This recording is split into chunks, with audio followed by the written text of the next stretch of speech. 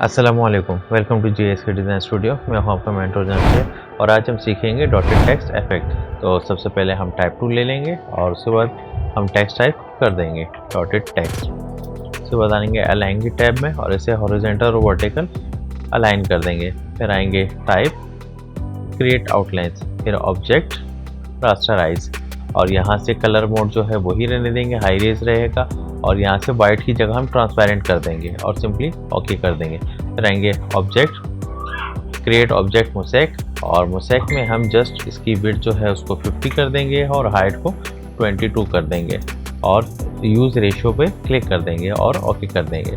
फिर आएंगे effect, stylise, round corners में इसकी वैल्यू 1 to 2 कर रखेंगे या 1.5 कर देंगे और ओके कर देंगे।